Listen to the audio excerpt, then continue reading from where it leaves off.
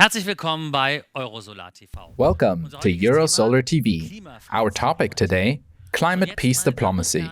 Ladies and gentlemen, already today climate change affects many people, wherein they have to leave their homes, because the impact of climate change on the ecological systems and the situation on site is huge.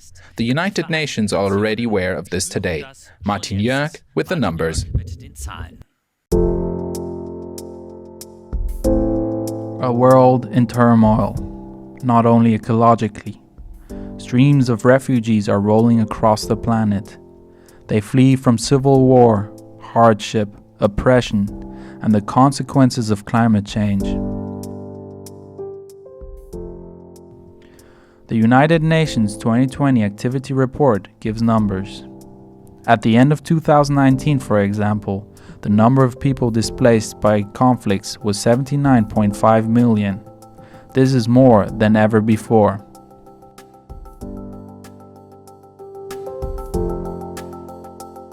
From the United Nations perspective, the world map looks like this. A world map of massive conflicts and military clashes where the United Nations missions are trying to be peacemakers. In 2020, the UN attempted to secure lasting peace in 54 conflict situations, including the Arab Republic of Syria, Yemen, Libya, Mali, and South Sudan. Political transition processes were attempted to be secured in the South, Papua New Guinea, Malawi, Burkina Faso. The list of countries in strife and resulting refugee flows is long: Gambia, Bolivia, Colombia. In his activity report, the Secretary General of the United Nations writes, "The world's most complex problems know no borders and therefore require cross-border approaches to solving them." In 2020, the UN was involved in 160 mediation efforts to prevent, mitigate, or end military conflicts and refugee flows. With its limited resources, the UN sought to make painstakingly negotiated compromises a reality in peacekeeping missions.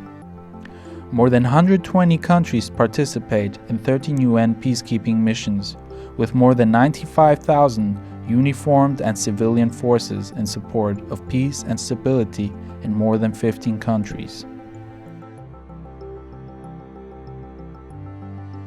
In addition, there was support for 102 projects in 34 countries through the United Nations Peacebuilding Fund. In many conflicts and disputes, the UN was unable to intervene in the first place. The world is full of conflicts and refugee flows, and the United Nations knows that with climate change, a completely different dimension of conflict and refugee flows is coming to the global community.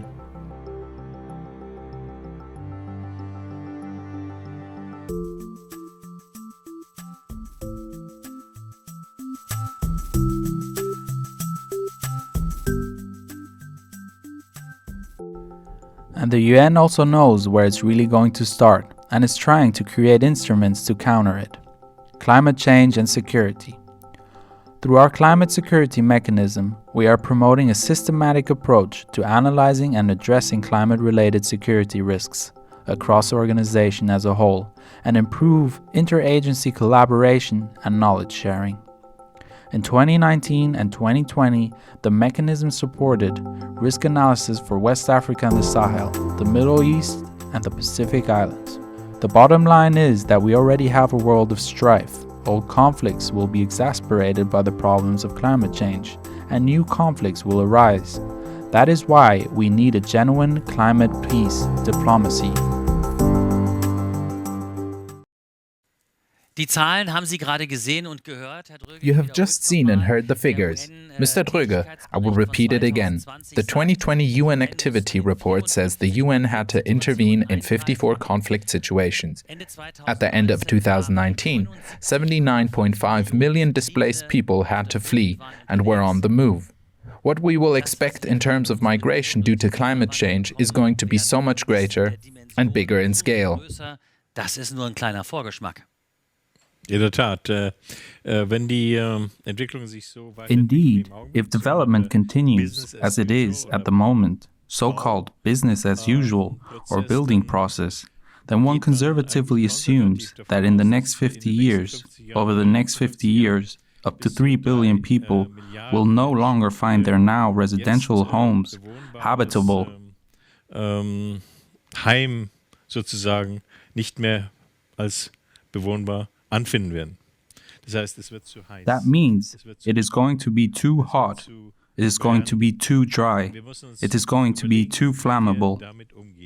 We must think about how we deal with this as a society, not just in preparing to adapt, but we must try to ward it off as a whole. Through a radical change of energy supply, and also in regard to CO2 sequestration. This requires intelligence, coordination, technology, but also human cooperation. Menschliche Zusammenarbeit. Dazu braucht es eine Erkenntnis, es ist ein einmaliges. It needs a result, a unique experience in the world, in human history, without continuing wars, without continuing to push these conflicts. Treiben. Können wir uns auf diesen gemeinsamen Feind konzentrieren. Then we can focus on this common enemy, focus on the common threat. We are living on a ship of fools, where everyone is fighting each other, but the ship is drifting towards a rock. Only when we wake up and realize that we must row together, get out of each other's way together, and take on the necessary innovation, together with our neighbors, with our partners, it will be manageable. Zur Aufgabe machen, schaffen wir das. Wir haben ja festgestellt, dass in der Welt durch den Bürgerkrieg in Syrien, durch den Bürgerkrieg in Libyen. We have seen that the civil war in Syria, the civil war in Libya, and people who have already set out on their journey due to climate change have already created refugee flows in the world. These refugee flows have made their way to Europe, and we can see how difficult it is for Europe politically, economically, and socially to cope with these refugee flows, or even wanting to cope with them at all. Oder auch überhaupt bewältigt bekommen zu wollen. Und nochmal, Herr Droege. Once again, Mr. Droege, these figures, I just said 79.5 million in 2019. The flows of refugees that have already moved towards Europe or are moving towards Europe at the moment can be considered a joke, since we know that a large proportion of these refugee flows will make their way to Europe. Nicht unbedingt. Zum Beispiel Not necessarily. For example, this is all temporary. Of course, because climate change is a process of increased warming. That means that in the Siberian area, temporarily habitable conditions will be created for 20-30 years. Permafrost, which may become permafrost right now, will become a cultivation area. That is, many people could be productively accommodated there, and I believe they will be able to productively settle there. Und glaube ich, werden es auch schaffen, dort produktiv sich ansiedeln zu können. Denn diese neuen These new agricultural areas that will be created, even in other areas that are still frosty today, need workers, need people creating their lives there. But this also needs global or even bilateral cooperation.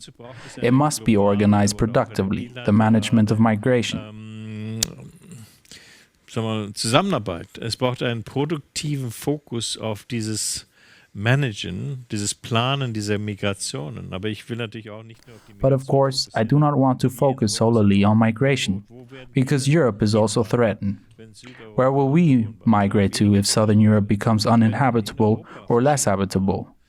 We will experience shifts in Europe, and at some point it will become too warm here. After all, we are not foreclosed from climate change. That means that in the end, we have to try to slow down this development. These climate mutations to eventually stabilize them, to then restore a certain stable biosphere. Diese stabile Biosphäre wiederherzustellen. Und das geht natürlich ein ganz But that can only be done by a very radical change in our way of thinking. And there is no longer any place for war as it has been handed down for thousands of years. We know that if we do not come to an agreement, we not only run the risk of war, but we also run a risk of collectively not having a future. Der Begriff Klimamigration. The term climate migration is likely to be one of the crucial terms in the coming decades that everyone will come to know. Der ist natürlich etwas, das sowohl eine nationale Politik bewegt. This is, of course, a concept that affects national policy, but also international policy. It is something that the European Union must take up centrally and still has to think about today. How to deal with this climate not only neglectfully, but how to handle this inevitable development productively or actively, and how economic changes, which are overdue in regenerative sense, can take advantage of migration flows, which we cannot stop by improving the local living conditions. Migrationsströmen, die wir nicht dadurch aufhalten können, dadurch, dass wir die lokalen Lebensbedingungen verbessern. Das wäre natürlich der erste Schritt. This would be the first step, of course, to try to create a better future for the people in their current countries of origin, and to not simply say, we can't stop that anymore, they have to give up. That is the first step, to try to improve the living conditions there is as much as possible, to secure them and make them more resilient. For those who really have to migrate, have to leave, have to take migration upon themselves, it needs completely different ways of thinking and also of preparation. Also in preparing people locally for their new home. But if there are no regenerative industries in the new home that would create new careers, create new employment opportunities, then you have the problem that we are experiencing now in many countries, with people wondering, are they taking away our jobs? Are they taking away our culture? What about us? Who are we? This is, of course, an unprecedented challenge. Noch nie dagewesene Herausforderung. Und deswegen glaube ich, es ist auch eine nie vorher dagewesene That is why I think it is also an unprecedented opportunity, wherein this phenomenon of conflict, which originates from the past about fighting over territory and resources, is obsolete. Territorien und auch Ressourcen, dass das veraltet ist. Über 60% aller Konflikte weltweit sind fossile. Over 60% of all conflicts worldwide are fossil resource or rare resource conflicts, natural gas and so on.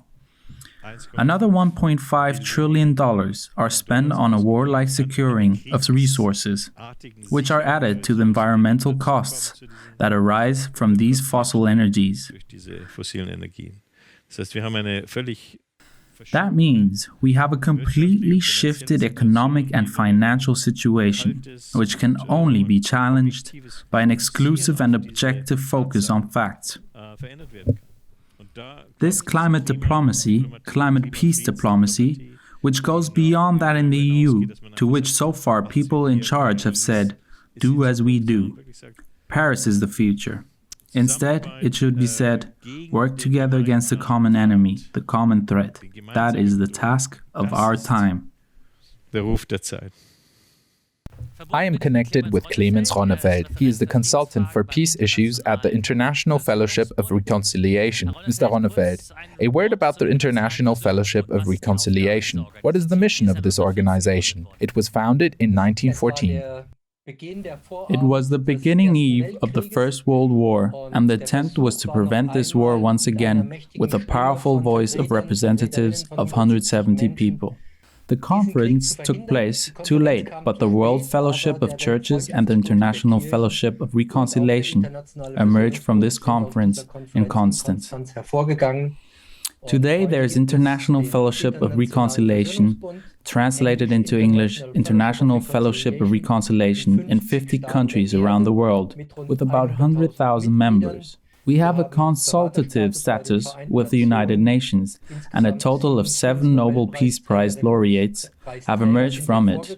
Among them, Dr. Martin Luther King is certainly well known, who was also active in the American Fellowship of Reconciliation. Our thematic focuses the entire spectrum of peace, justice, and the preservation of creation. We have already mentioned the numbers in the film and also in our broadcast. The United Nations were active in 54 conflict situations in 2019. There were even more conflicts, but that is where the UN got directly involved.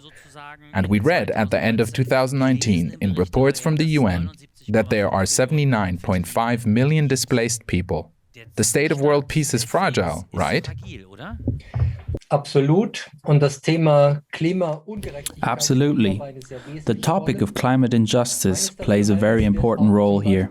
In my opinion, it is also completely underestimated, for example, in the Syrian war, what consequences these drought years 2009 and 2010 had, when hundreds of thousands of Syrian farmers were driven away at the Turkish-Syrian border due to the consequences of climate change. They then settled in the slums around Aleppo and Damascus, where they were more poorly than adequately provided for. Furthermore, this fueled the conflict that led to the war in 2011. The University of Birmingham has just published a new study in cooperation with Harvard University on this particular matter, which shows that in 2018, around 8 million people worldwide died as a result of particulate matter pollution. In Germany, the number is estimated at just under 200,000. Knapp 200.000 geschätzt. Das ist deutlich mehr, als man bisher This is significantly more than was previously thought. According to this study, 22% of deaths in Germany alone are caused by particulate matter and are thus ultimately attributable to climate damage. Internationally, I can already observe the horror now. Countries like Yemen, but also the entire Sahel, all are affected by great drought. And we know that countries like Angola and Nigeria are heavily dependent on fossil mineral resources. For example, more than 40% of the gross domestic product of Angola or Nigeria arise from the scale of oil. That is going to decline. That will create enormous problems for these countries in providing for their populations. In addition, the issue of land grabbing is also hitting home. Chinese, but also other companies, are securing fertile areas in Africa in order to be able to feed their own population at some point.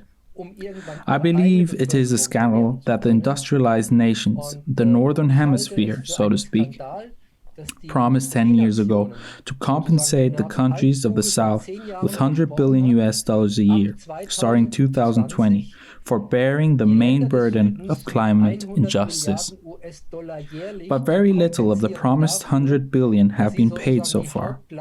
There should have been a climate conference in Glasgow at the end of last year, where the money would have been claimed. The conference has now been postponed until 2021.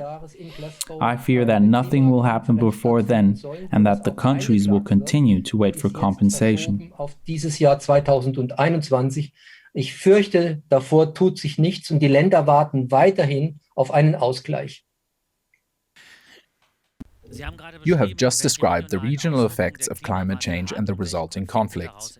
This means that before we see the very great migratory movements, we are first faced with regional conflicts, and these will not be without consequences, because we will then be partly confronted with countries such as India and Pakistan, which have nuclear weapons. Das ist korrekt. Also bei Indien und That is correct. In the case of India and Pakistan, it is also about the very large conflict area of Kashmir and the territorial claims of both states. But it is also about the fact that China, for example, would like to lay supply lines through a corridor, which would affect the security situation of both countries. In Mali, where the German army is stationed, a conflict region in the entire Sahel region has emerged, which is already clearly showing strong effects of the climate catastrophe. Droughts, not enough water, not enough precipitation, desertification, in summary, all possible consequences of CO2 emissions, where, as already said, the North is the main polluter and the South bears the consequences. Currently, there is an interesting legal process in Germany, in which a farmer of a small village complains that soon a glacial lake above his village will overflow, and thus his safety and that of his village is at risk. He wants to pass on, I think it is, about 0.3% of his removal costs, according to the polluter pays principle, to RWE, and has, also through a recent study, once again received a lot of legal material.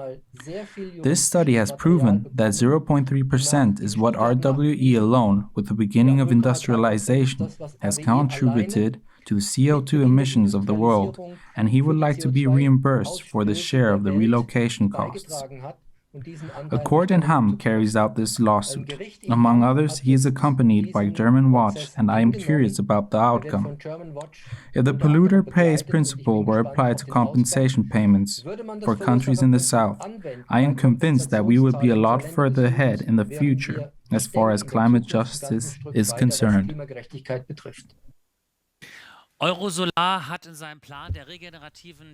Eurosolar has called for climate emergency diplomacy in its renewable decade plan. And the first demand is that existing conflicts must be ended, because otherwise it is simply not possible to focus on the issue of climate change migration. Is Eurosolar right? Can we no longer afford such conflicts in the future?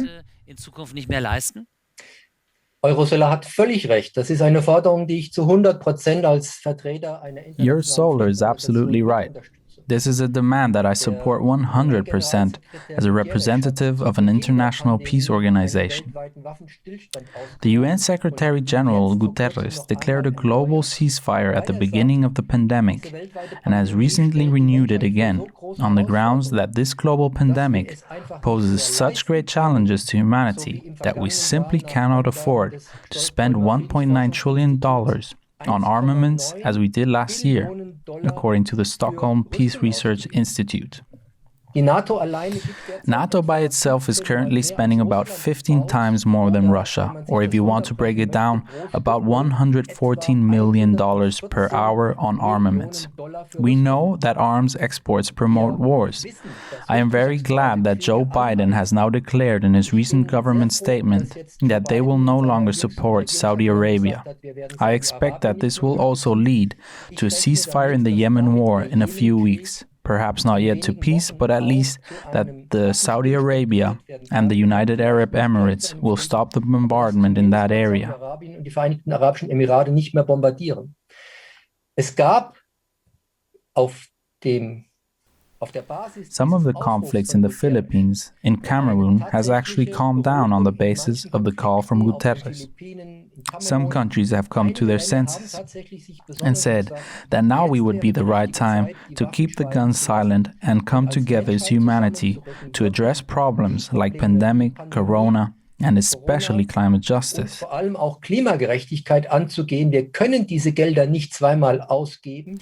We cannot spend these funds twice. I have just criticized the German government for the fact that we have the highest arms budget of all, 53 billion euros. The military, if it were ranked by states, would be somewhere between 6th and 8th among the largest CO2 emitters. Wäre irgendwo zwischen Platz 6 und 8 bei den größten CO2-Emittenten. Which means that the military itself is one of the main causes of global warming, and thus responsible for the fact that, as Mr. Schnellhuber says, we are about to commit collective suicide. Avoiding that means disarmament, scaling back these very large CO2 emitters, such as fighter jets, tanks, and so on. Preferably scrapping them and ending wars. That would be an extremely great contribution to climate justice and towards a fairer world. Thank you, Clemens Ronnefeld, for these assessments and for the amount of information. With pleasure. Mr. Droege, you have just heard from Mr. Ronnefeld what a great potential for conflict already exists, and you said that there is only, and I quote, one enemy left. Global warming, and this enemy is doing what has in fact always happened, because all wars are based on territorial and resource conflicts. Pursuing ceasefire, pursuing peace is important, but of course, we are one step ahead. What do we do with peace? We need peace to be able to defend ourselves and the position of a common enemy. Common enemy. We must become clearly aware of this. Guterres declared the right thing there. Guterres hat natürlich das Richtige gesagt. Corona is in need of a ceasefire, but he did not elaborate that enough. Thus, the ceasefire is needed to stop and reverse climate change and to try to cooperate technologically, economically, innovatively, educationally, investively with our partners, co-inhabitants, to be able to stand up against the common threat in the future.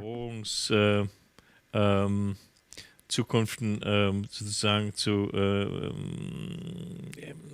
die Stirn bieten zu können. Und ich glaube, das ist eben die nächste I believe that this is the next generation of promoting peace.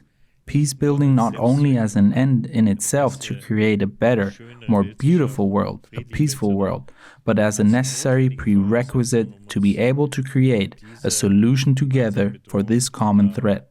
Eine Lösung schaffen zu können, zusammen. Sie sagen, es gibt nur noch einen Feind, die globale Erderwärmung. You said that there is only one enemy left, global warming. Something quite populist and banal occurred to me in relation with this question, and I simply need to tell you about this briefly. In certain American movies where some kind of aliens arrive and threaten us, Russians, Americans, Chinese all join together to fight this common enemy, and all previous conflicts are irrelevant, and in the end, they manage to fight the aliens successfully. There are tons of movies about this, but this is exactly the situation we are in. The aliens are ourselves, and it is about global warming. That is exactly what we must take on, since we do not have any more room for this kind of conflict that we are continuing in the world right now. Eurosolar argues the following position. The threat, the common enemy, is global warming, but that is the expression of our fossil economy, our fossil dependence, our industrial agriculture.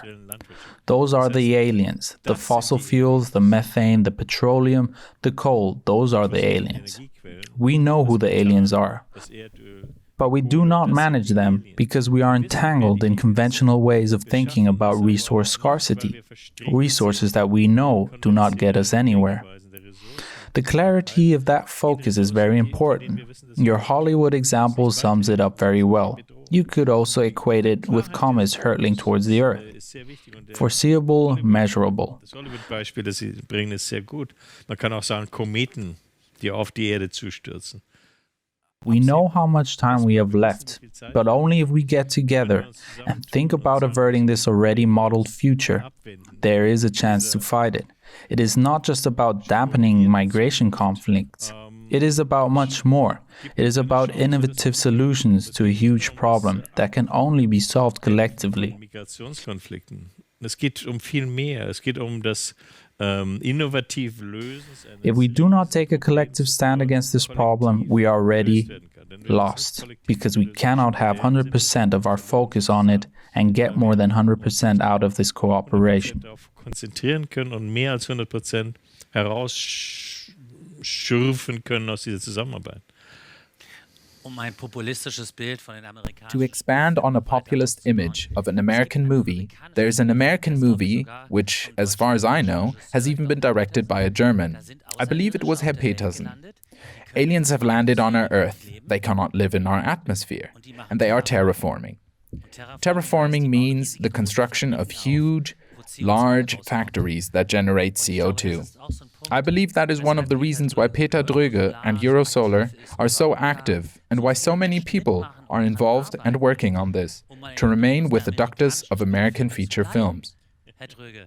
Mr. Droege, we are terraforming. We have huge factories. We do not need these aliens. We have huge factories that emit CO2, and we ourselves also emit CO2 with our cars. So we are terraforming the planet, and just like in the American movie, we cannot survive this. I believe that is clear to you. That is clear to me. That is clear to all people at Eurosolar, that we cannot survive this. I mean, any student, any friend of Google Earth who has ever focused on the lignite fields in Lausitz or others realizes that there is a planet-killing civilization at work here. That terraforming cannot be the future, because not only does it wipe out the CO2 habitability of the atmosphere, but it also wipes out the ability of the biosphere to cope with it. Those who are in favor of this must be some kind of aliens who want a nice atmosphere that is 250 degrees Celsius. Maybe Venusians who have already immigrated and are trying to create a world where they feel more comfortable. There is no other way to explain this. Peter Droege, ladies and gentlemen, believes that he has an easy time in our broadcast because I talked about terraforming and aliens and CO2. But now he is going to be asked the first difficult question in our broadcast.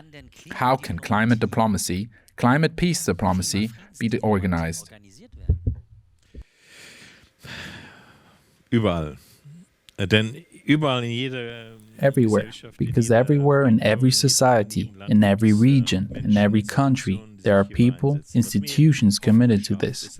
What gives me hope is that there is already awareness today. I do not believe that centralized control is necessary or that it has any hope of succeeding. Hoffnung auf Erfolg hat, sondern dass wir die Diplomatie, but that we repurpose diplomacy, especially the channels of diplomacy that people have to climate diplomacy. That is, the main purpose of our diplomatic cooperation is to stabilize the climate by eliminating fossil dependencies, transitioning to renewable economy, and also by helping each other, a technological transfer. Eines technologischen Transfers, einer technologischen Transfers, die auch Prosperitäten schaffen. A technological transfer that creates prosperities in these origin countries of migration, but also going further, that agriculture, the biospheric, terra reforming, terra regeneration becomes a main task worldwide. Und es hat alle möglichen Implikationen. It has all kinds of implications, from meat consumption to palm oil and so on. But it is centrally focused on the subject energy. It is no longer just about climate neutrality. It is no longer about zero emissions, because those are way too high. Emissions compared to the 1990 emissions are not a solution. We must go much further and aim for a 0 degrees temperature rise. That means terraforming through intelligent management of the Earth's regenerative forces, through supporting and 100% renewable energy supply, to get to the point where in 10, 20, 30, 40, 50, maybe even 100 years, we manage to not only stop CO2 emissions, but to reduce them, to reduce the concentration in the atmosphere, and then we need to try to stabilize the temperatures that are not creating a very good picture of the future for us at the moment. Zukunftsbild schaffen. In der ersten Sendung von Eurosolar haben wir über In the first broadcast of Eurosolar, we talked about climate defense budgets. You can find the link to this broadcast in the description box below on YouTube. Mr. Droege, in that broadcast you asked for a state budget that actually needs to be spent on climate defense budgets. You even called for a fixed percentage, 5 to 8% of the GDP. You have taken a very specific and institutionalized approach. Wouldn't that also have to be done in climate peace diplomacy? Shouldn't that also have to be institutionalized? Because the statement that we cannot afford armed conflicts is purely normative and nobody cares about it. Das ist richtig, aber das sind natürlich Aufgaben für die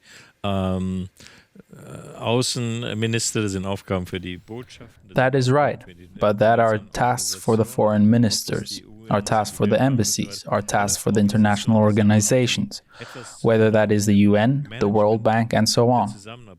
All organizations of this kind that have something to do with the management of cooperations are already planning potential tasks in case of a climate emergency. It is just that this has not yet been seen as a primary task. That is what it is all about, mobilizing everything from research labs to financial institutions to make it possible. This is comparable to a movie, inspiring. It is a new vision that has never been there before, but whose time has come. Aber deren Zeit gekommen ist.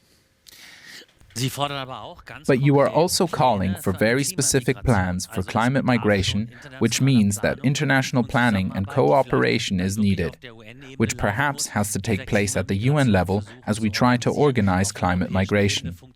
At the European level, it is not working, although it is being tried. But these plans, you said it yourself, must come about. We need to think globally about how we can accommodate projected 3 billion climate refugees. Ja, und ich meine, Yes, and I mean the reason for the difficulty we have experienced in recent years to take this step in planning the future, to establish a clear plan of an unstable future, has to do with the fact that we have had a stable climate for 10,000 years, maybe more. That means the evolution of a humankind has always been based on a knowledge that the weather, the climate of next year will be the same as last year. Planning was not necessary in the sense, or was only necessary in the short term, because we knew it would be the same next year as last year. But that is no longer the case. Suddenly we are confronted with a challenge regarding the conditions that we have known about for so long. Generations already know how stories, cultures have developed in these stabilities. Now we have a disruptive future, so to speak, a non-linear future ahead of us, from which we generally know what it's going to look like. But our responsible planning institutions have not yet found a role in this future management. Neither at the local level, where they are currently still considering whether to build deeper wells or a wall to avert sea level. But that is as far as it goes. It must go much further. We need to think about how we actually regenerate, but also diplomatically in our trade agreement, in our international agreement, in our thinking of reducing conflict, and really focus on that task. Wirklich fokussieren auf diese Aufgabe. Und dass diese Aufgabe gewissermaßen eine Friedensaufgabe ist instrumental. In a sense, this task is a peace task, which is instrumental and operational important. Peace is important to create a basis for finding solutions. I think that many governments are becoming more and more aware of this. But the institutions of which you are just correctly asking, where are they? What do they consist of? What are the regulations? What are the political mandates? Where are the budgets? We have not arrived there yet, and now is the time, in my opinion, for organizations like Eurosolar, but also other public legal media organizations, to take the next step. Diesen nächsten Schritt machen. It's easy to imagine what that looks like, and I think also, in a sense, an inspiration for a new generation of diplomats, climate peace diplomats, who are not only concerned about peace and thus ending conflict, but who see that as necessary in order to address the real tasks at hand. Sagen, das brauchen wir, Leute, uns den eigentlichen Aufgaben zu stellen. Thankfully, you always focus on the positive aspect and emphasize that these are great opportunities so we can do something. Regenerative energy and climate protection is not against something, but it is for something. The energy transition movement, Eurosolar, is not against something, but for something. We know that if we produce our energy ourselves, store it, use it, that we become free, become independent, and become more mobile. That, of course, plays a big role in the question I am going to ask you now. If 3 billion people set off on their journey and we are obligated to cope with this, so to speak, then one thing becomes evident. The structures that we have today, as they are now, whether we like it or not, will not last.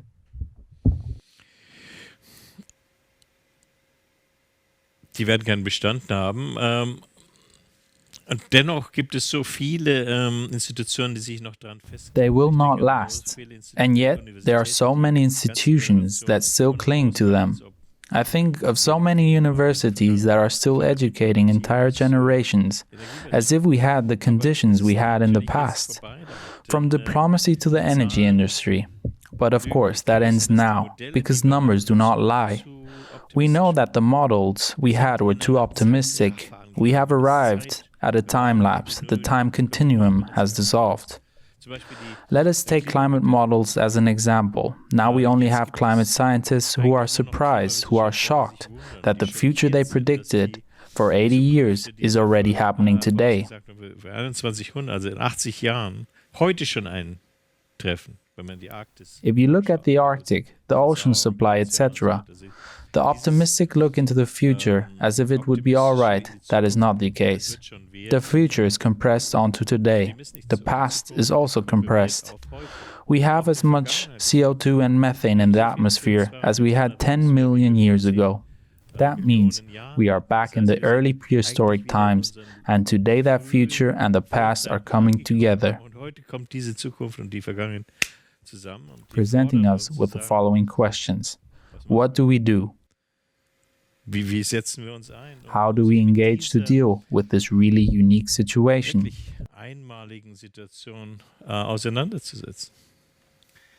Out of the sections is a permanent series on Eurosolar TV, and accordingly, we present it now.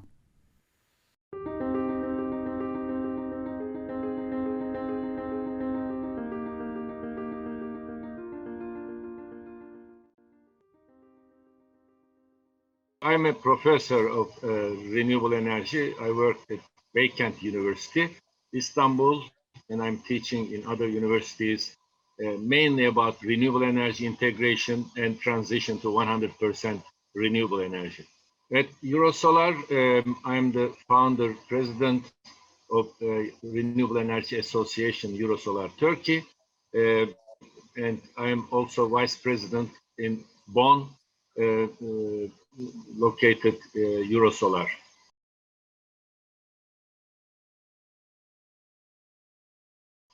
Ironic conference started about 11 years ago. This is the 11th year.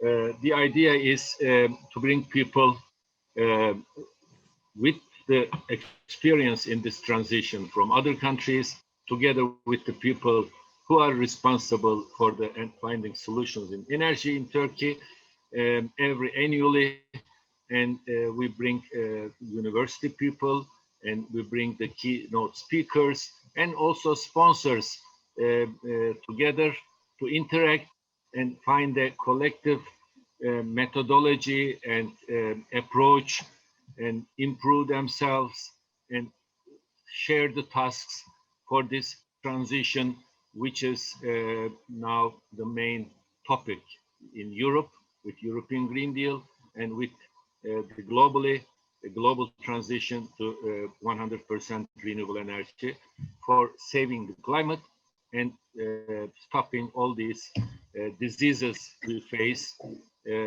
Every year, about 8.7 million people die due to pollution. And as a follow-up, now we have this COVID-19, which we don't have any medicine. And so to handle all this, to find a permanent solution, we need to stop burning fossil fuels and let them stay in the underground, because with them underground, our living space was established since 4 billion years.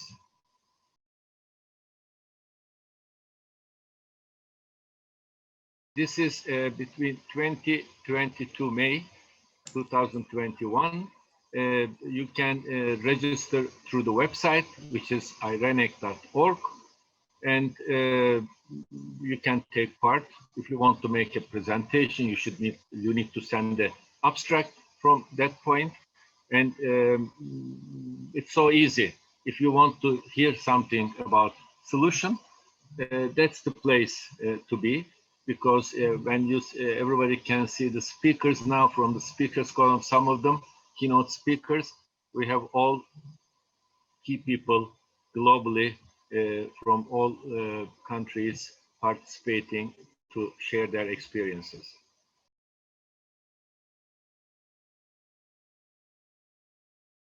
What we did over there for the four cities of Turkey in different regions, Diyarbakır, Van, Çanakkale, Burdur, we just brought people together and just told them what is the solution, and then asked them what have they done so far, and then we said, okay, this is not enough, you should do this with our experts. Then finally we developed roadmaps for transition to 100% renewable energy, but community power based, because community power based means local people, they are informed, they decide, and they own the system. So that's community power based solutions, but the solution is 100%, and the cities are important because the problem is coming from the cities. So we cannot escape from the cities to the rural area as if we save ourselves. So we need to find the solution. Wherever it's created, it's in the cities. That's why many cities are doing this, Vancouver, and we are going to do it in Istanbul, and many German cities are also doing this. Because if you don't solve the problem wherever it's created, you transfer this program wherever you go. This is also for personal relations. You are young enough, maybe you understand later. If you go away from somewhere, please solve your problem, then go. Otherwise, you carry your problem to wherever you go. So that's the mentality we have. And that's why we started from the cities. Powering Communities project helped us give the perspective, the necessity of doing this. And I'm implementing this also in African countries.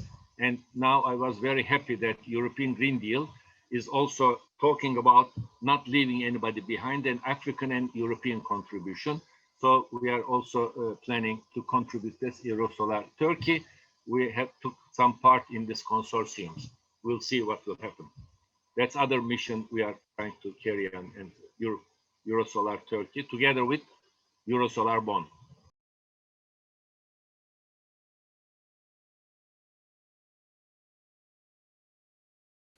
Die 10 Punkte der regenerativen Dekade. You can find the 10 points of the regenerative decade, including climate peace diplomacy, on the website of Eurosolar.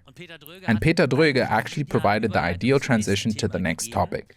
He said, many institutions and organizations are holding on to old issues and old structures, and that includes Euratom. Dazu gehört auch Euratom.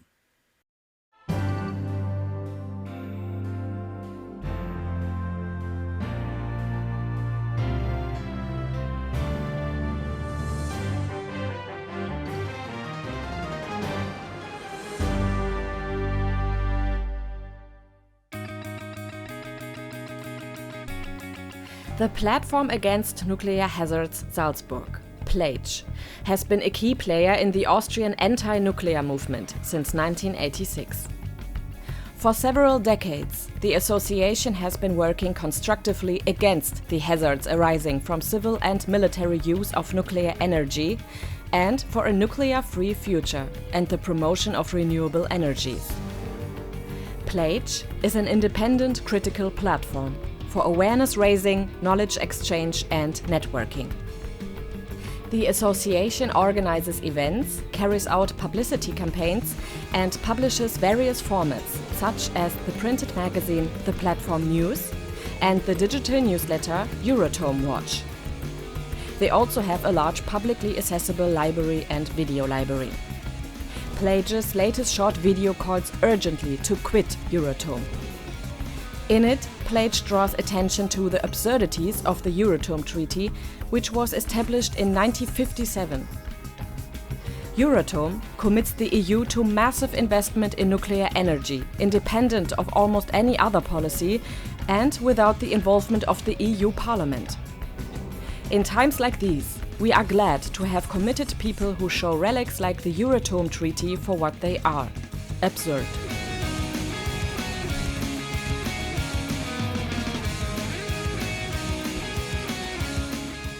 Neben mir sitzt Thomas Neff. Next to me sits Thomas Neff, at least in Salzburg.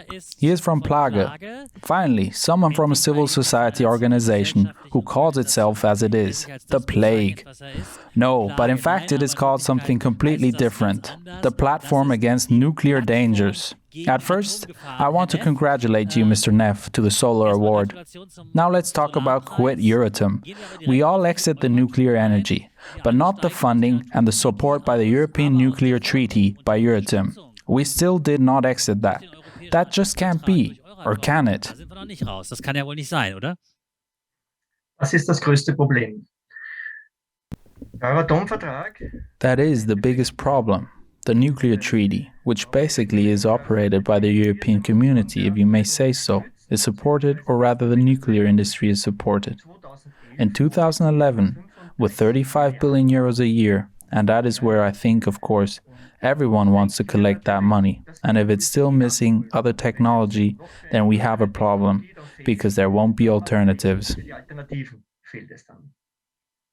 If we take a look at the treaty establishing the European Atomic Energy Community of 25th March 1957, there is written, Mr. Neff, that makes your hair stand on end, the support of the research and the dissemination of technical information. The support of the research, so on and so on. So what do we have here? A political remnant, or is Euratom intentionally continued? Oder wird Euratom absichtlich fortbetrieben? It's both. It certainly is a political remnant. In 1957, one could still imagine that this form of energy could bring something positive. Besides, it was developed because of the need for nuclear weapons. That means plutonium, plutonium-capable material. So there was a conglomerate of different considerations and, of course, different interests. Überlegungen und natürlich auch verschiedene Interessen. Only 57 years. Look at my face. That's how old I am. One could learn from it, and that is actually the main problem. We don't learn. But why don't we learn? Because a lot of interests are connected to it, and a lot of people make a lot of money off of it, no matter, and if it needs to be at the expense of the environment. Massively the environment. And that was possible. Definitely since 86, 2011. Massiv der Umwelt, und das könnte man ja auf jeden Fall seit 86, 2011. However, we have made a list. There are at least 57 very large nuclear accidents worldwide which have been partly covered up or forgotten, or they were negated. Or we have to deal with something else. Oder wir haben uns mit was anderem zu beschäftigen. Now there is always talk about the renaissance of nuclear energy.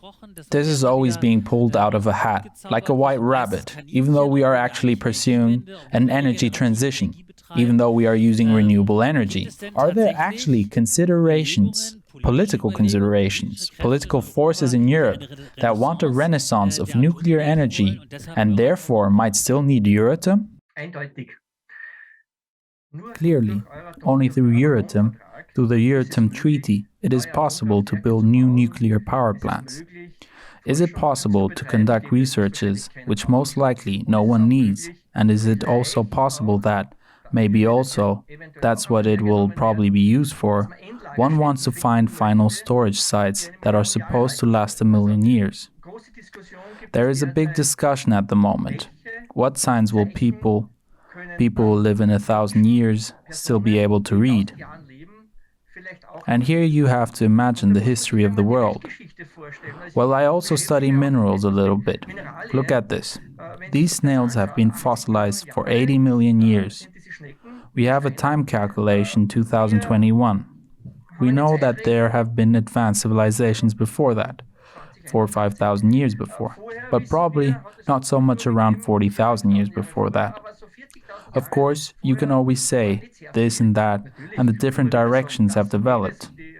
But these are really time structures we can no longer imagine. Aber das sind wirklich Zeitstrukturen, die wir uns nicht mehr vorstellen können. Und das ist mit den Atommüll. And that is, with the nuclear waste that is, with the residual burdens from a form of energy, that we then have been allowed to use privilege for 50, 60, or 70 years, and we have been required to use it, that is simply responsible to the generations after us. So I could imagine that also others have the same intention, and why I've been working in the sub-area for so long, that someday my grandchildren can tell me, what did you do? Why did you only watch? And that is for me a very significant stimulus. Was hast du getan? Warum hast du nur zugeschaut? Und das ist für mich ein ganz wichtiger Triebfeder. Mr. Neff has just spoken about the long political period, has spoken about how long the whole stuff radiates, has spoken about the advanced civilizations of the past. Mr. Neff, I have a completely different time period. So we are broadcasting here from the Federal Republic of Germany, and there is a federal law of the Federal Republic of Germany which dictates that nuclear waste can be stored for 1 million years or must be stored. Must be stored. It is a real German law that the nuclear waste must be stored for 1 million years. So can you imagine how the Federal Republic of Germany is going to be organized in a million years? What kind of a national territory it has to be to say that the law still applies? That means that we have probably made the first law here in Germany that has to last a million years. Ja, das ist ja das Spannende, dass wir Personen Yes, Rat fragen, that's the interesting part, that we ask people for advice or have people sitting in power who actually no longer have any common sense. That means they can no longer think properly. They either repeat what someone else says so that they can then refer to that, to the specialists who of course will no longer be here in 40 years or 50 years. Meaning that you cannot hold them accountable, and that is the biggest problem. Nobody can be held accountable. Everyone talks their way out of it. It gets really interesting when you find out that a nuclear power plant actually has no insurance. Richtig spannend wird es ja dann, wenn man dann erfährt, dass ein Atomkraftwerk eigentlich keine Versicherung hat. 100 Austrian cars, and that is certainly not different in Germany. 100 Austrian cars have a higher insurance than a nuclear power plant. Politically, humanly, and finally, intellectually, it doesn't add up anymore. Auch gedanklich nicht mehr zusammen. If it actually happens now that the states withdraw from Euratom, what would happen if, for example, Austria or Germany had to withdraw from the Euratom Treaty? Can they then properly terminate it, and what would happen next? Es gibt We have 3 studies in Austria that clearly show that you could withdraw. You don't have to withdraw from the EU. That's not an option. Man muss nicht aus der EU aussteigen. Das ist keine Option, aber man kann aus dem Euratom But you can withdraw from the Euratom Treaty. This appendix to the Euratom Treaty, or to the treaties that have been ultimately drafted, specialists have dealt with it, and it clearly shows, yes, one could. Austria could leave the Euratom Treaty. Den Euratom-Vertrag verlassen. That means Austria would be, so to speak, the essential aspect would be to get out of financing nuclear research or out of supporting nuclear research, wouldn't it? That would be a political signal in a way, but it would also be a financial signal. In Germany, for example, we know that large amounts of money are still flowing into nuclear research. Österreich, das Interessante, wir bemühen uns ja schon Jahrzehnte. In Austria, the interesting thing is that we have been trying for decades to get exact data, and we keep getting the information. For example, exact data on the costs, and nobody can actually tell us, especially not officially. Unofficially, there's talk of at least 40 million euros per year, but it could also be 100 million euros per year, which Austria has to invest in the Euratom Treaty in various spades and is investing in it. Sparten aufwenden muss und auch dafür auch aufwendet. We have just seen this wonderful clip that you have produced, which can be seen everywhere. How do you try to assert yourself? Which actions, which undertakings do you make in order to promote the withdrawal from the Euratom Treaty? Basically, we work very politically, which means that petitions are submitted to our federal government, lists of signatures are set up, and this issue is simply brought up again and again with the political parties that we know and can approach. That is the personal contact. Diese Thematik im Endeffekt denen näher gebracht. Das ist dieser persönliche Kontakt. The next contact is, of course, how do you get into the media? And there we decided that we, and this is the end, this film is exactly the finale of this action, that we travel for 10 years always with 3 banners. That means the WHO, you can see it in the back, that the WHO is in hostage of the IAEA, because they are not allowed to publish there. The WHO is not allowed to publish their conclusions, which they got from nuclear accidents or from investigations, where they found out that something doesn't fit, or that, for example, not 8 deaths were in Chernobyl at the beginning, but much more. The WHO is not allowed to spread and publish these results if the IAEA does not approve. That's why data comes out, where you say, okay, somehow there are people involved who are simply pursuing interests. Meaning, we start with these three banners, the WHO to point out the issue with the IAEA, we have the nuclear power, no thanks, banners with us, and these get out of Euratom banners. And wherever we are, we hang them up in spectacular places, take pictures, talk to people, of course. But obviously, you can only achieve a broad impact if it is then put on film, if it is brought into the media via the various detours through the various channels. And so we work very intensively in this area. In den Medien hineingebracht wird, über die verschiedenen Umwegen, über die verschiedenen Kanälen. Und so arbeiten wir in diesen Of course, we put it on a broad base, so many people were on the move with it. The banner, the Get Out of Euratom banner, that was a small one that we then produced. So it is a development. First we had small banners, then bigger ones, then we had really big ones. A banner that's 6 meters long and 120 meters wide, and we have this banner. We were able to smuggle our banners into the European Parliament and took photos there. Not long, 3 photos, and then we have been very harassed. I just want to say that these are very spectacular images, which are also gladly taken up by the media, and in this way, background information is also conveyed. That's one sub-area where we work.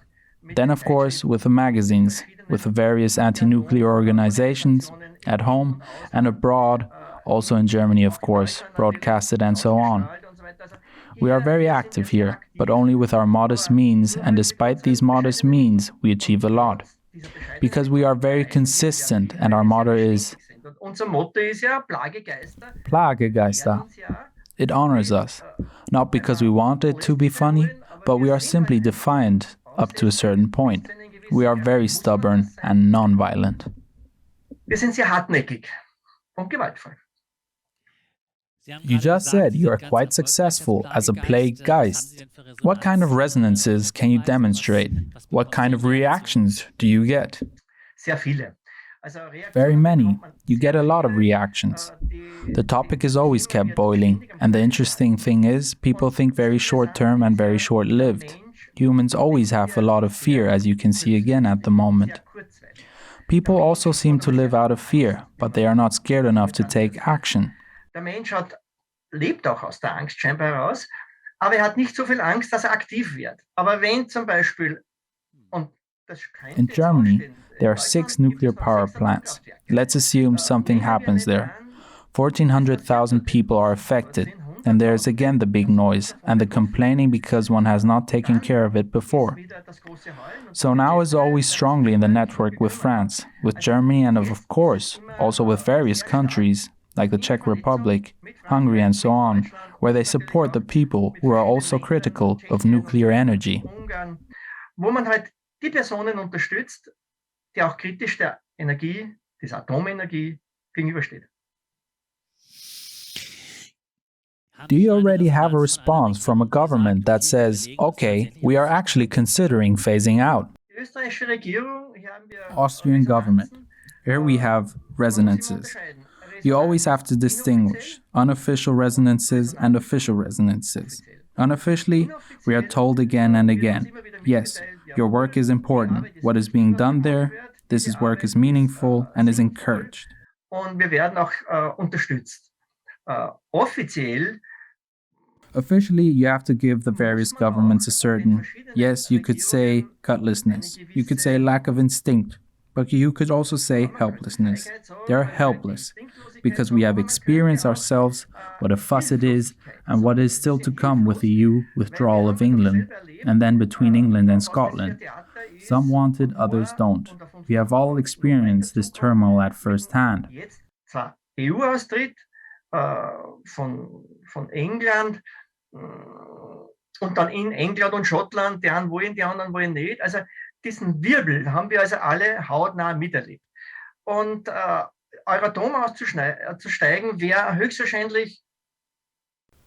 To leave Euratom would most likely also be a hassle, because these industries, these humans, these personalities earn a lot. They represent interests.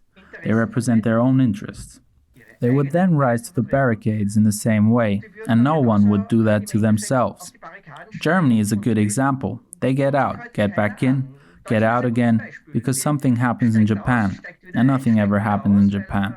Well, of course, according to the circumstances, the reactor went off. Then the other two, they are in any case no longer functional. Vielleicht auch die anderen zwar, jedenfalls nicht mehr funktionsfähig.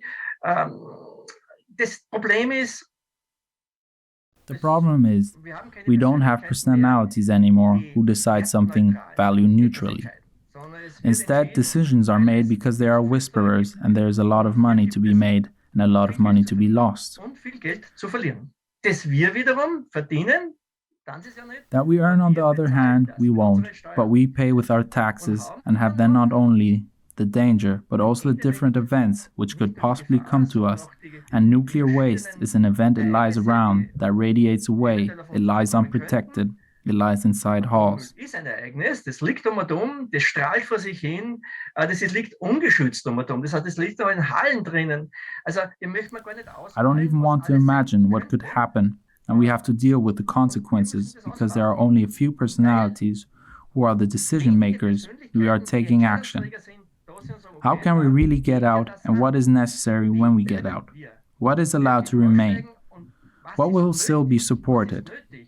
Wenn man aussteigt, was darf dann noch bleiben? Was wird noch unterstützt? Die Lagerung und so weiter. Aber neuen The storage, etc. But producing new nuclear waste, building new nuclear power plants, putting new sources of danger back into the environment, that's not funny anymore.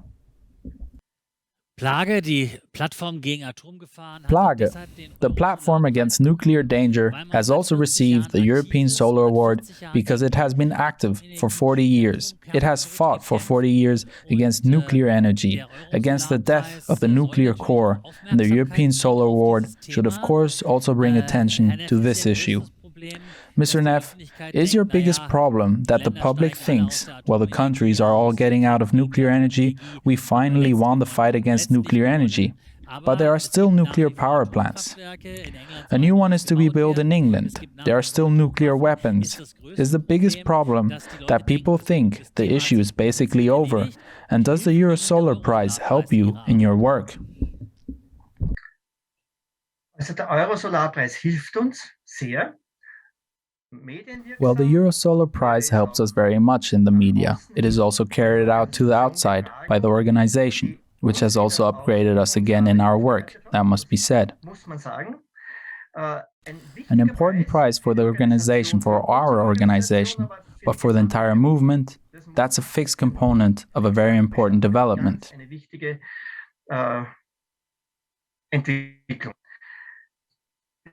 Die erste Frage, on the first question, that is, whether mankind thinks so far that it says, well, it's all done anyway and we've already made it. No, they don't think that way. I think they are too busy with themselves, and you have mentioned it correctly. 40 years, it is even more. The platform is 86 now, but many of us have been active for a long time. Only very few personalities have the staying power.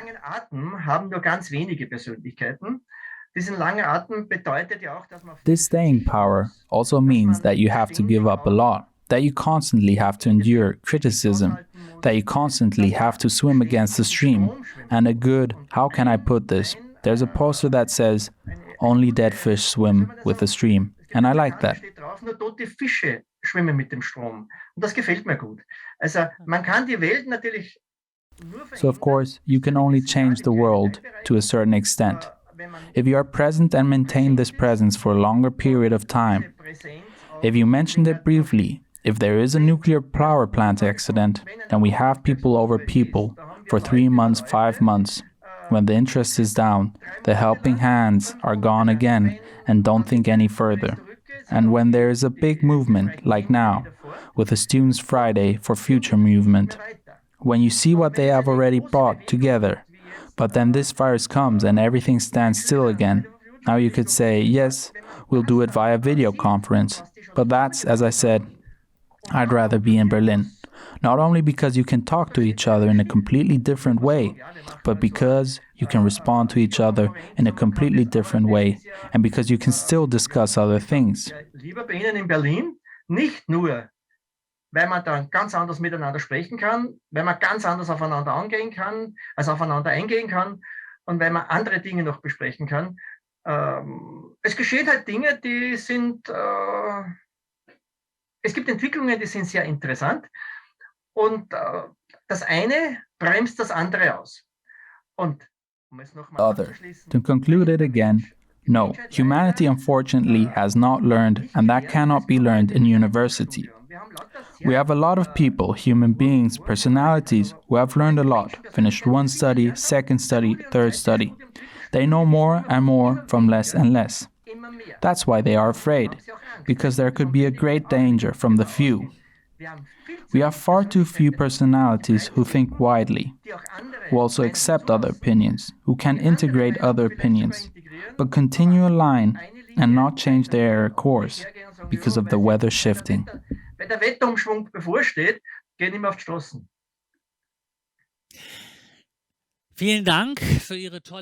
Thank you very much for your great work. And you can see how important this work is in the recent news about the Japanese government announcing that it will dump radioactive waste, radioactive liquid into the oceans. So basically, they let a few years go by, they store radioactive water, contaminated water, and then when no one is looking, they say, come on, let's dump it in the sea. Mr. Neff, congratulations again to the European Solar Prize, and I hope you continue your work. Und ich hoffe, Sie machen weiter. We pre-recorded the interview with the Platform Against Nuclear Dangers. They presented the Eurosolar Prize to the organization in Salzburg, and we witnessed that civil society engagement against obsolete structures like Euratom has an effect and is extremely important. So entstehen Innovationen, so entstehen neue Horizonte in Gesellschaften. This is how innovations are born. This is how new horizons are created in societies. Through societal engagement with our challenges. Technologies do not develop on their own. They have to help people, and the people, the parts of society that already recognize old structures as no longer being useful and are committed to work on innovations are positive, productive components of the future, and we have to give them prizes. We have to tell them, you're doing the right thing, you're helping us develop into a regenerative future. Sich zu entwickeln in eine regenerative Zukunft. Und das ist auch ein ganz praktischer Grund hier, denn there's also a practical reason for that. To this, you can look at the Horizon 2020 research program. The whole budget is mostly set up for nuclear purposes and 0.2% for social economy, for science, for example. Da ist natürlich Verschiebungen in budgetär. That is where an exemption from conventional, traditional, actual budgets is possible, a rededication to a regenerative economy and research landscape that creates incredible opportunities. Die unglaubliche Möglichkeiten schafft. Und this rooting in the uranium or nuclear economy, rooting in the old steel and the old coal economy from which the European Union was born after the Second World War. Der alten Kohlewirtschaft, aus der die Europäische Union ja entstanden ist nach dem Zweiten Weltkrieg. Now in the 21st century, we can move away from this towards a future in which the new Europe is no longer oriented towards old arrangements that may or may not make short-term sense after the Second World War, but towards a new regenerative future. I believe that is where we are heading towards. We are just not focused enough, and of course, politics, especially international politics, have a role to play here. That is, diplomacy. Die internationale Politik eine Rolle zu spielen. Die Diplomatie. The Eurosolar prizes also indicate that there is an unbelievably broad civil society that is doing something, and many people who are involved have the feeling that they are far lost against the mainstream, which simply carries on as before. But the Eurosolar Awards show that so many people are active for climate protection, for climate change, for the energy transition. They are not only active for themselves, but socially.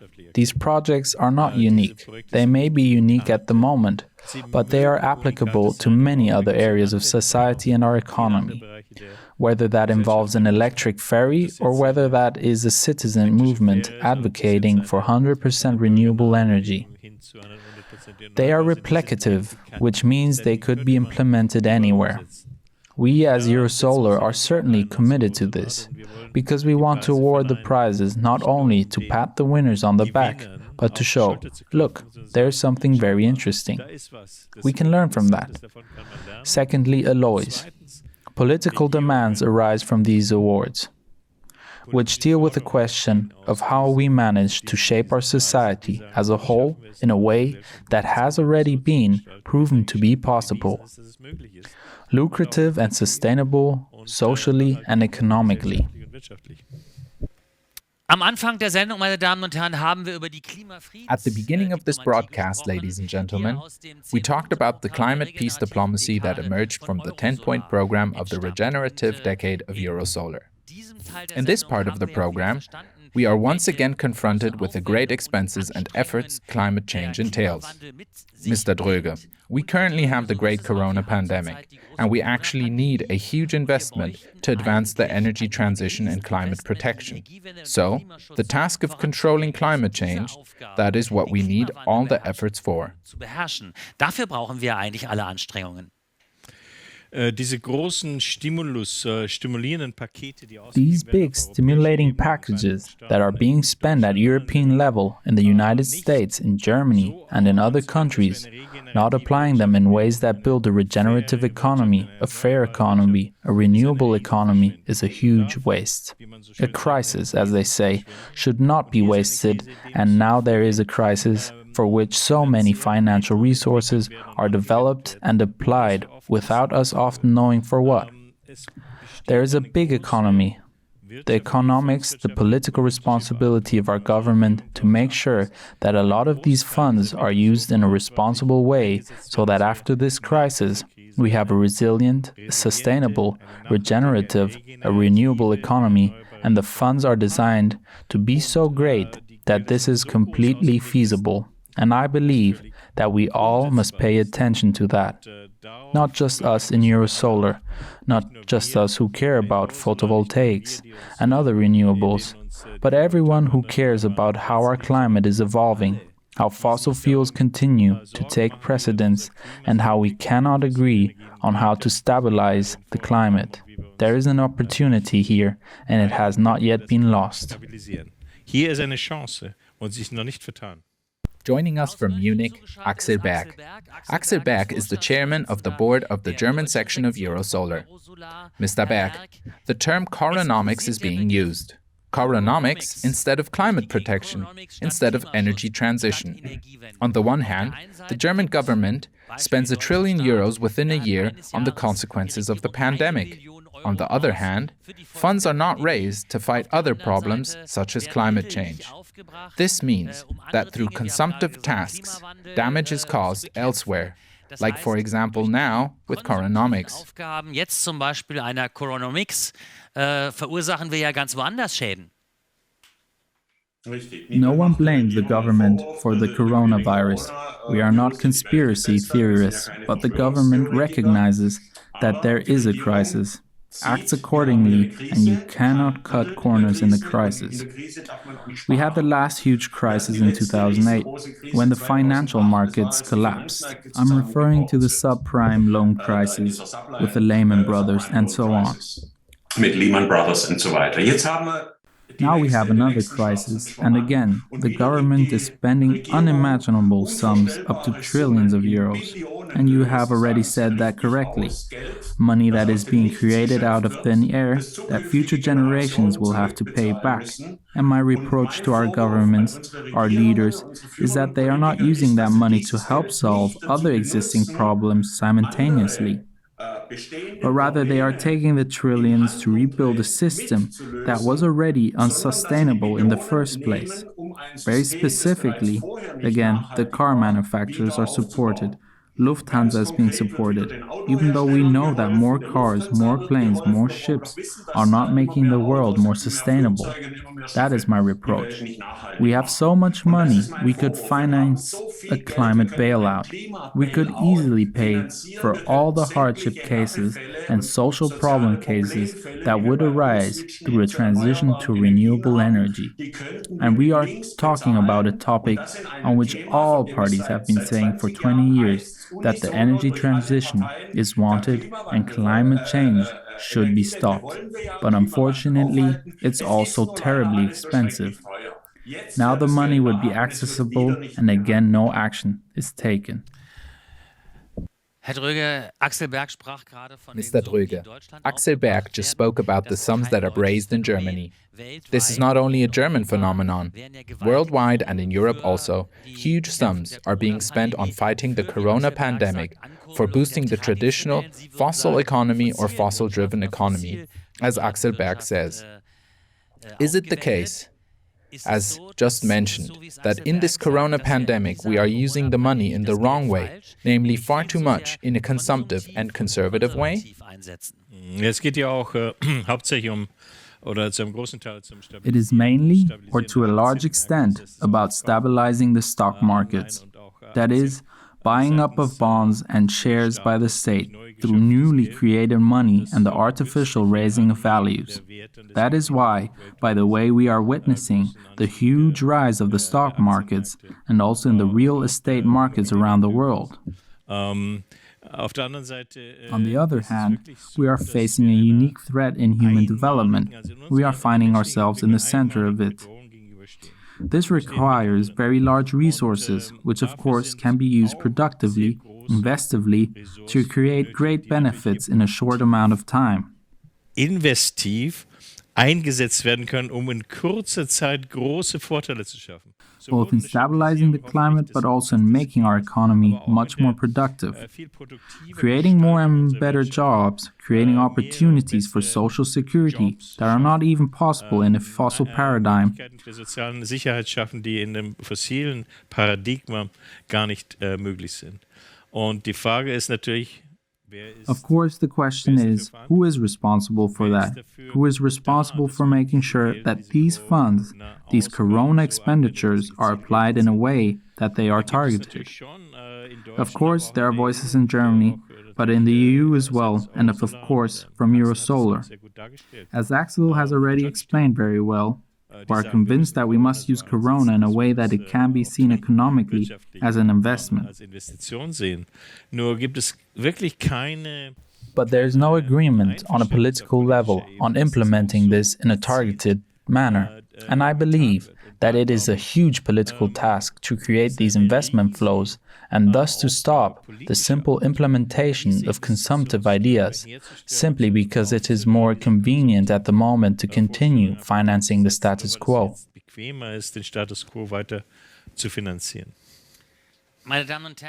Ladies and gentlemen, the sign in the back displays the name Eurosolar, and a historic European situation has arisen. Ursula von der Leyen, conservative head of the EU Commission, has said, "We need a Green Deal." And ladies and gentlemen, the resurgence of the European economy and industry, says Mrs. von der Leyen, is not possible through the old conventional industries, but only with a Green Deal. We need it. Axel Berg, is that true? Only the Green Deal, only an investment in the green economy, in green infrastructure allows the economic reconstruction of Europe when Corona is over? Kann nach Corona den wirtschaftlichen Wiederaufbau Europas bedeuten? Naja, folgen Sie der Spur des Geldes. Well, follow the money trail. The opponents of the energy transition are no longer recognized by their open opposition, no longer as visible as, for example, Angela Merkel once was, by stating that an energy transition would physically not even be possible or similar lies. It is not like that anymore. Today, there is practically no one who's against the energy transition. Everyone just says energy transition is great, but it is too expensive, and for social reasons, alleged social reasons, and for reasons to keep our society so stable, the Germans spend about 100 billion euros every year in subsidies for environmentally harmful things. So emissions that are harmful to the environment are promoted by our state.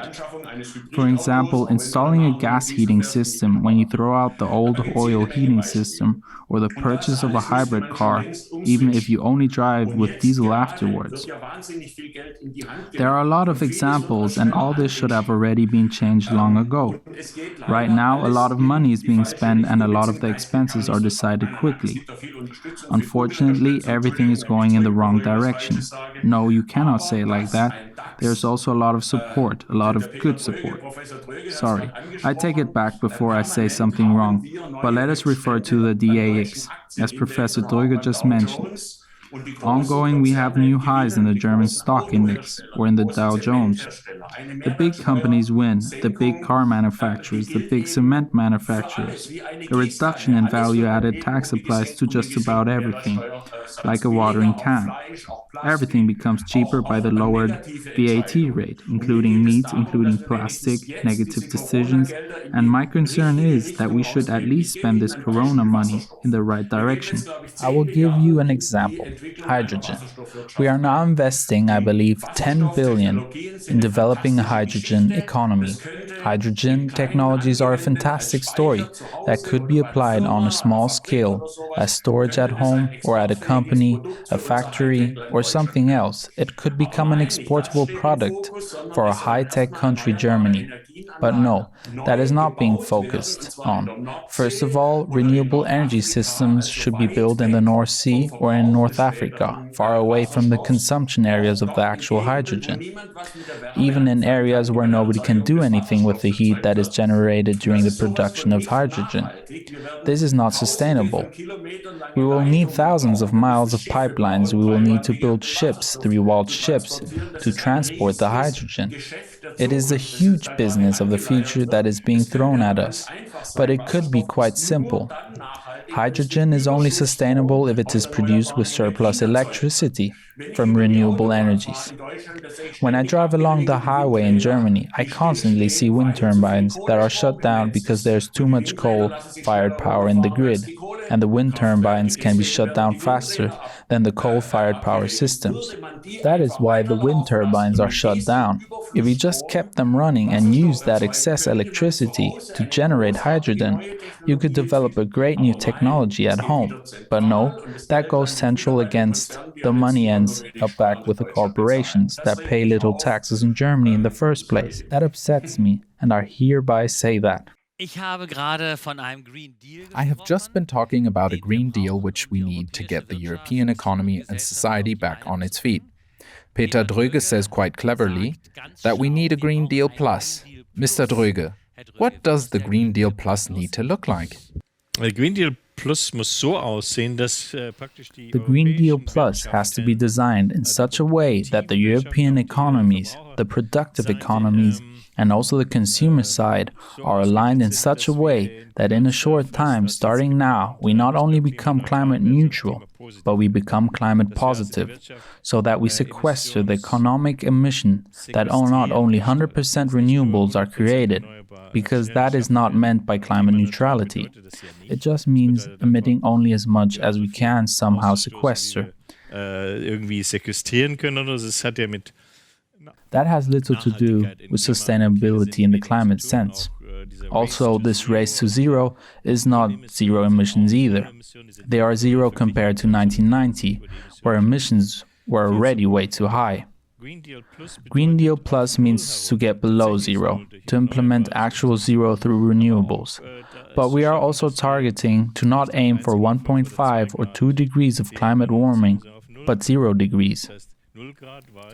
Last time we had 0 degrees was in the pre-industrial era. That would be a goal. That would be a great goal, because you would have to design a circular economy in which the economy, the construction industry, the cement industry, and all these large economic units would be designed in a way in which they not only are free of emissions, but also sequester emissions. Agriculture is a perfect example. To design agriculture as a sequestering, as a CO2 processing industry. The forestry industry that's well known, but also the construction industry, which has to work much more with not only wood, but also with carbon products that are withdrawn out of the atmosphere via algae or other procedures, biological nature, and are then installed beyond the normal life cycle of a building or an airplane part or whatever. That means they have to be sequestered, but they do not have to be combusted again after they have been withdrawn out of the atmosphere.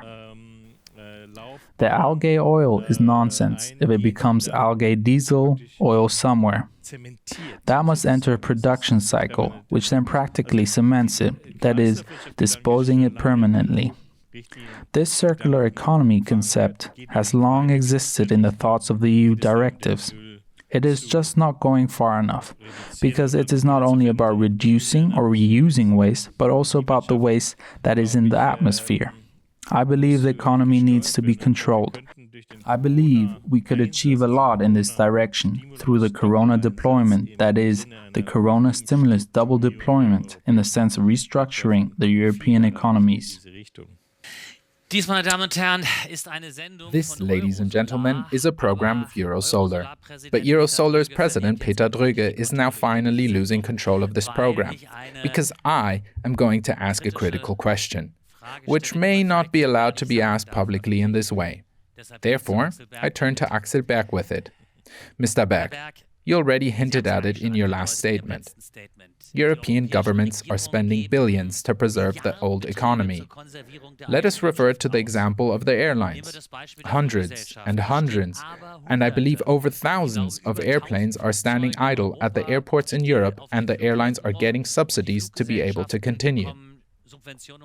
But as climate protectors, shouldn't we actually be saying that all these planes should never be allowed to take off in the air again, that it should not go back to the way it was before, because of how much CO2 they emit? We cannot spend money to keep false climate policy goals alive or to keep a false economy alive that causes climate damage. Rather, we need to invest in local infrastructure so that our citizens do not want to fly to Thailand on vacation, for example, but perhaps find attractive destinations on site. That means, and now comes the loss of control of the program that I announced earlier, aren't we obligated to let the old fossil economy die at this point? Because it is so damaging to the climate? And shouldn't we use the aid money to build the new economy now?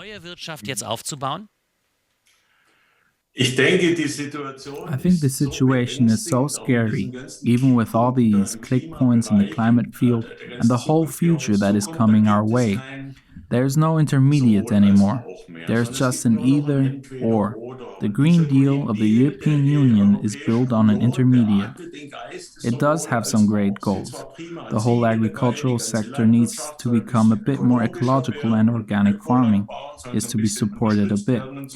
Let's get back to the topic of agriculture. We are currently discussing a new agricultural policy, or rather a decision is currently being made right now in the first half of 2021, as to how much money will flow into which channels in the next 7 years in the European member states. So we are talking about gigantic amounts in the billion range. Now think about all the measures we have taken on because of Corona, which was right. I believe we now have around 60,000 Corona deaths, or deaths that can be directly traced back to or with Corona. It is always difficult to set a precise figure, but around 60,000. At the same time, we have twice as many deaths from particulate matter every year. That is, the order of magnitude that we are dealing with. Das ist die Größenordnung, mit der wir es zu tun haben. We are taking on these huge measures for Corona, with staying at home and spending a lot of money to prevent the hospitals from becoming too full, to prevent it from not remaining 60,000 deaths, or that it might become a lot more, as in other countries. That is basically correct, but as soon as Corona is dealt with, the old problems will pop up again, and the main problem will surface, wherein 200,000 are dead, or 200,000 people die before their time because of the bad air. So it would actually be ingenious to use the Corona crisis today to kill two birds with one stone. Corona-Krise hernehmen, zwei Fliegen mit einer Klappe zu schlagen, nämlich erstens etwas gegen Firstly, to do something against the spread of Corona, and secondly, to minimize the deaths due to particular matter of tomorrow, and that would be possible. It would be possible if we spend the money now in the right direction. According to science, most particulate matter deaths are led back to ammonia in the fields. So what would be easier than telling farmers in Europe today, "Dear farmers, try to cope with half as much ammonia. There's enough money to compensate you before you go broke." That is the approach I am talking about. And I do not see that anywhere. But these green deals, these Leyens, Merkels, and whatever they are all called, even in SPD, they only say, "We want the new era. We see the problems, but please let us keep the old as long as possible." And I'm afraid, as humankind, we don't have the time for it. Mr. Berg, I'm a bit hung up on my provocative question. Thousands of airplanes that are waiting around in Europe should never be allowed to take off into the air again for reasons of climate protection? These planes do not. I'm not a waiver ethicist. Sorry, I was not trying to get around the answer. I want more planes in the air, but planes that do not emit emissions. That is the bottom line. I want people to fly to Mallorca, if they feel like it, and want to party. Let them do it. I do not want to forbid anyone from doing that. We just have to organize a world in which all this takes place without any major social or climatological upheavals. That is the goal. Mr. Droege, have I gone too far when I say fin de siècle? The corona epidemic is, so to speak, the break of the times, the transition of the era where the old is no longer supported. Money may only be invested in the new economy. This indeed is a great opportunity, and I believe if they bring in the airline industry, there really is a great opportunity to restructure the airline industry itself, and asking ourselves in regard to planes that are now on the ground, are they still necessary? Are these trips that have now been interrupted really all necessary? Can't these expectations in tourism be met in some other way? We are seeing major dislocations in the tourism sector. People no longer go skiing. Not only because the snow no longer exists naturally and everything is artificially produced, but also because people are asking themselves, is mass tourism still justifiable at all? Can't we enjoy the local, regional, and even national context of going on vacation to Berlin or something? After all, that needs to be considered. On the other hand, of course, the big investment houses are considering whether the future lies in aircraft industrial construction. But this opportunity can only be pursued if we take this as a political guiding principle, as Axel Berg said before, and implement it. But who dares to do that? Because the old companies hang on the faucet and have their spheres of influence in the region, and this is where the democratic and also somewhat enlightening responsibility of journalists like you are relevant. But also Eurosolar, as a focused organization who are really concerned about this economic transition and ensure that we are all working together now.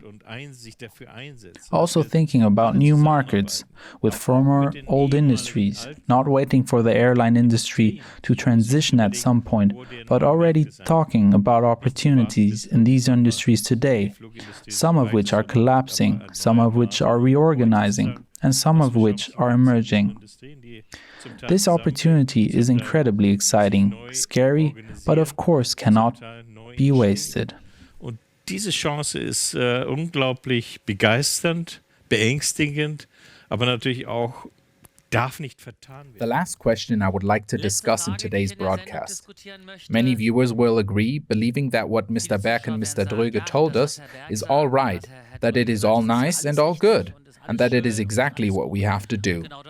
But I now ask the most difficult question.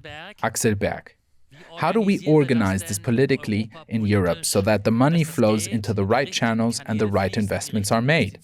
How can we organize this in real terms? Parliaments have budgetary sovereignty.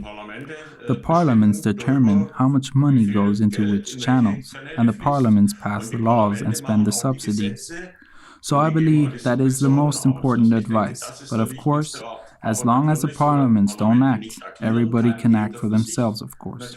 After all, it is also worth it economically, and not just for the environment. Herr Droege, ist das die Stunde? Mr. Droege, is this the hour of the European parliaments? It is the hour of a regenerative democracy. It is an hour to recognize that it is a non-partisan task.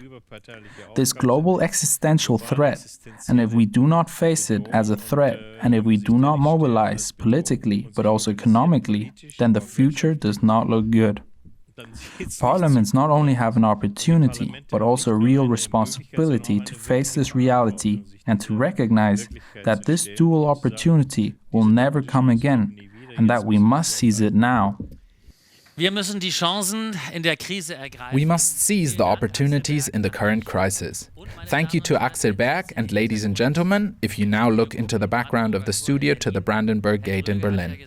Mr. Droege just said that we have to think about whether we still go skiing every year, whether we accept all the emissions, or rather think about how we can do it differently. Today, ladies and gentlemen, Peter Droege is lucky. He does not have to visit Axel Berg to go skiing in Bavaria. Today, he can go sleighing outside in Berlin at Teufelsberg. That was Eurosolar TV from today. We discussed the future of the energy transition, of climate protection. You are present, we are present, Europe is present. That is Eurosolar. Ist Eurosolar.